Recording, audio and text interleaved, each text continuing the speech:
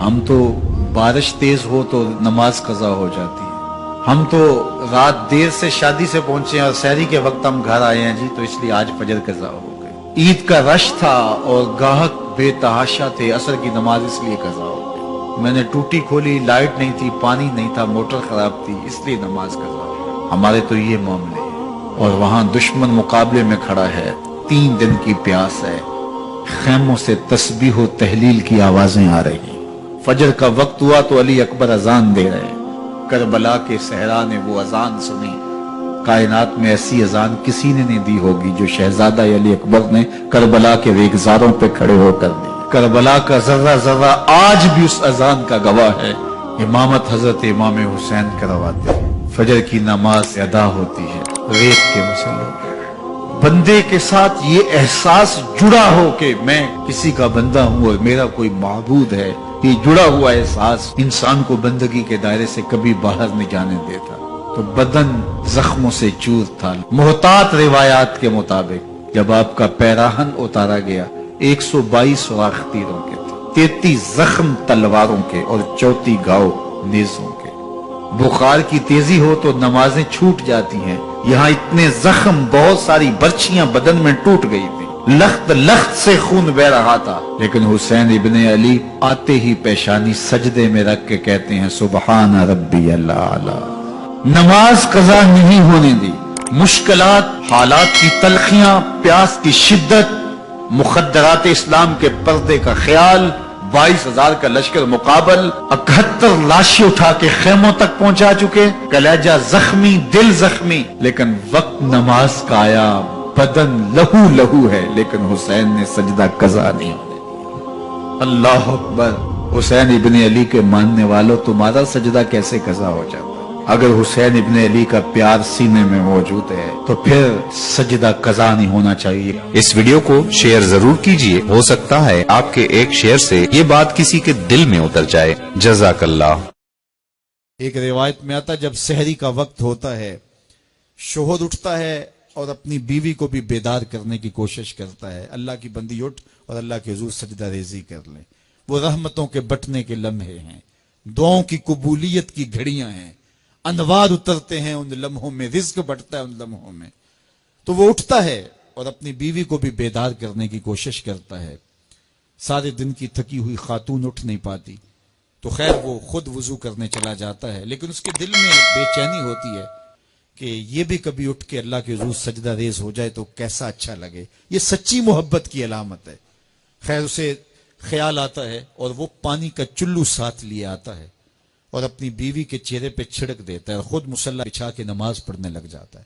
بیوی اٹھتی ہے، دیکھتی ہے میرا شوہر نماز میں ہے، اسے بھی خیال آتا ہے، اٹھتی ہے جلدی سے، وضو کرتی ہے، مصلی بچھا کے شوہر کے قریب نماز پڑھنے لگ جاتی ہے۔ ایک طرف شوہر نماز پڑھ رہا ہے، ایک طرف بیوی نماز پڑھ رہی ہے۔ سحری کے لمحے ہیں، ٹھنڈی ٹھنڈی ہوائیں چل رہی ہیں، انوار اور رحمتوں کی برکھا برس رہی ہے، کوئی دیکھ نہیں رہا، ریا کا شائبہ ہی نہیں، دروازے مقفل ہیں، اور کبھی سجدے میں بیوی ہے، کبھی سجدے میں شوہر ہے، کبھی وہ قیام میں ہے اور یہ رکوع میں ہے، کبھی یہ رکوع میں ہے وہ قعدے میں ہے۔ دونوں سحری کے وقت اللہ کے حضور سجدہ ریز ہے، میاں بیوی۔ حدیث پاک میں آتا ہے دونوں کو دیکھ کے رب مسکرا رہا ہوتا ہے، اپنی شان کے مطابق اللہ خوش ہو رہا ہوتا ہے کہ میرا بندہ اور میری دہلیز کی باندی کس طرح میرے حضور سجدہ ریز ہیں۔ اور اگر ان کو پتہ چل جائے نا کہ سجدے میں کتنی رحمتیں اتر رہی ہیں، وہ سجدے سے ساری نہ اٹھائیں۔ 5 گانا نماز کا شعار بنا لو زندگی میں، کبھی قضا نہ ہونے پائے، اور اگر اللہ نصیب کرے تو سحری کے سجدے بھی زندگی میں شامل کر لو۔ دیکھنا زندگی کس طرح ٹینشن فری ہوتی ہے۔ آج ہر بندہ کہتا ہے مشکلیں، اور میاں جس وقت مشکلیں ٹلتی ہیں، جس وقت مصیبتیں زائل ہوتی ہیں، وہ لمحے تو سو کے گزار رہا ہوتا ہے۔ صبح اٹھ کے نمازی بھی ٹکریں مار کے جلدی جلدی صبح کا وقت گزارنے کی کوشش کرتے ہیں میرے جیسے نکمے لوگ، لیکن صاحب نہیں، وہ وقت تھوڑا سا دیجئے، اس وقت میں بیٹھیے اور اللہ کے حضور سجدہ ریزیوں کا مزاج بنائیے۔ نماز میں جو سرور ہے، نماز میں جو لطف ہے اور بندگی کا جو مزہ ہے وہ کہیں اور نہیں ہے۔ حضرت سیدنا غوث اعظم رضی اللہ تعالیٰ عنہ فرماتے ہیں کہ ولایت میں جو سب سے بڑا مرتبہ ہے جو ولی کو نصیب ہو جاتا ہے وہ مقام بندگی نصیب ہوتا ہے۔ وہ عبودیت کا مقام ہے جو بندے کو نصیب ہوتا ہے، تو یہ بندے کے لیے معراج ہے۔ اسی لیے کہا گیا صلاۃ معراج المومنین، نماز مومن کی معراج ہے۔ حضور تو وہاں تک پہنچے جہاں کسی کا تخیل بھی نہیں پہنچ سکتا، لیکن بندہ اس معراج کا حصہ لینا چاہے اور اس کی برکتیں سمیٹنا چاہے تو پیشانی سجدے میں رکھ کر کے اللہ کے حضور بندگی پیش کرے۔ اللہ ہم سب کو اپنے حضور عجز و نیاز کے سجدے نصیب فرمائے۔ فجر کی نماز کے بعد میں ایک دن گزر رہا تھا، ایک گھر کے سامنے کافی لوگ کھڑے تھے۔ میں نے پوچھا کیا ہوا، تو کہنے لگے کہ فوتگی ہو گئی ہے۔ تو میں نے کہا کہ ان کا کوئی بیٹا نظر نہیں آ رہا، کہا تینوں بیٹے تبلیغ پہ گئے ہوئے ہیں۔ میں نے کہا اچھا ماں کی پھر اچانک طبیعت خراب ہوئی ہوگی، کوئی ہارٹ کا مسئلہ بن گیا؟ کہا نہیں ماں فالج میں مبتلا تھی۔ میں نے کہا پھر تو بہت زیادتی ہے کہ ماں فالج میں مبتلا اور تینوں بیٹے تبلیغ پہ گئے۔ ماں کو ضرورت ہے اور بیٹا جا کے پیر کے دربار پر بیٹھا ہے، غوث اعظم بھی ہیں تو فیض نہیں ملے گا۔ پہلا مرشد ماں ہے۔ میں بارسلونا کے ایئرپورٹ پہ تھا، تو وہاں کوئی اپنا ہم زبان مل جائے بیرونی دنیا میں تو بڑا اچھا لگتا ہے۔ تو مجھے لگا کہ ساتھ والے بینچ پہ کوئی ماں بولی بول رہا ہے، تو وہ انڈین پنجاب کے لوگ تھے۔ کہا کہ یہ ہمارا دوست ہے، اس کو ہم الوداع کرنے آئے۔ تو میں نے پوچھا کتنے عرصے بعد جا رہے ہو؟ تو وہ کہنے لگا 27 سال 3 ماہ بعد۔ تو مجھے دلچسپی پیدا ہوئی، تو میں نے کہا کہ اتنا عرصہ؟ کہا کہ بس وہ آیا تھا اور ایسا الجھا، کاغذات کا مسئلہ بن گیا، تو اب اللہ نے بہتری کیا تو اب جا رہا ہوں۔ جب آیا تھا ان فوان شباب تھا، اور اب تو بڑھاپا اتر رہا ہے، اور بڑے حسرت بڑے انداز میں کہنے لگا پتہ نہیں میرے گھر والے اب مجھے پہچانتے بھی ہیں یا کہ نہیں۔ 27 سال 3 ماہ بعد جا رہا ہوں، پتہ نہیں میرے گھر والے اب مجھے پہچانتے بھی ہیں یا نہیں۔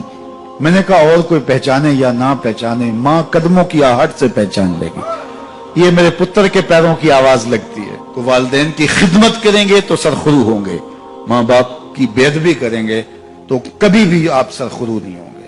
تو والدین کی رضا کو اللہ کی رضا سمجھو، رضا اللہ فی رضا الوالد و سخط اللہ فی سخط الوالد۔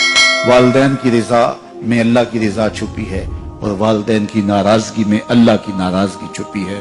یہ تمہارے لیے دین ہے، نوافل پڑھے جا رہے ہیں، لیکن ماں باپ کو ضرورت ہے تو ان کی خدمت نہیں کر رہے، اللہ کو وہ نوافل قبول نہیں ہے۔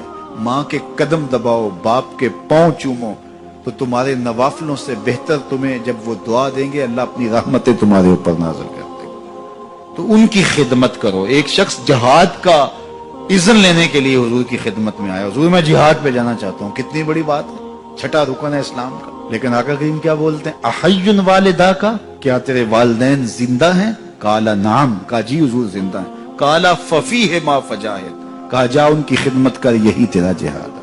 تو خوش نصیب وہ ہیں جو اپنے ماں باپ کی عزت کرتے ہیں، ان کے سامنے اپنے بازو سکیڑ کے رکھتے ہیں، ان کے معاملات میں، طرز زندگی میں، ان کے انداز معاشرت میں خوش رہتے ہیں، اور انہیں راحت، آسانی اور ان کے لیے محبتیں بچھاتے ہیں۔ تو اللہ تعالیٰ ان کے لیے آسانیاں پیدا کرتا ہے، رحمتیں پیدا کرتا ہے۔ اور اگر والدین فوت ہو گئے ہیں، انتقال کر گئے ہیں، تو آپ کہیں کہ یہ باتیں ہم نے پہلے سنی ہوتی تو بڑا فائدہ ہوتا، اب تو والدین اس دنیا سے جا چکے ہیں، تو اب ہم ان کی خدمت کیسے کر سکتے ہیں؟ ان کے لیے دعا کریں، ان کی روح بھی آپ سے راضی ہو جائے۔ ان کے لیے جمعۃ المبارک کے دن سورہ یاسین پڑھے جا کے ان کی قبر پہ، تو ان کی بھی مغفرت ہو جائے گی، آپ کی بھی مغفرت ہو جائے گی۔ یہ والدین کے ساتھ اس نے سلوک کا نتیجہ ہے۔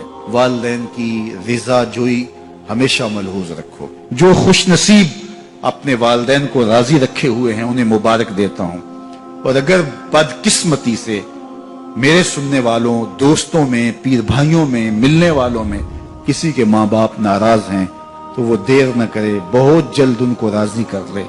ان کی رضا تمہیں دنیا آخرت کی سرخرویاں اور کامیابیاں نصیب کرے گی۔ جو شخص اپنے والدین کے لیے روزانہ مغفرت کی دعا کرے، والدین زندہ ہوں تب بھی، فوت ہو گئے ہوں تب بھی، اس میں کبھی بھی ناغہ نہ کرے، ساری زندگی اس کے رزق میں بے برکتی نہیں آ سکتی۔ دین کی بات پھیلانا صدقہ جاریہ ہے۔ ثواب کی نیت سے ویڈیو کو شیئر ضرور کیجیے۔ جزاک اللہ۔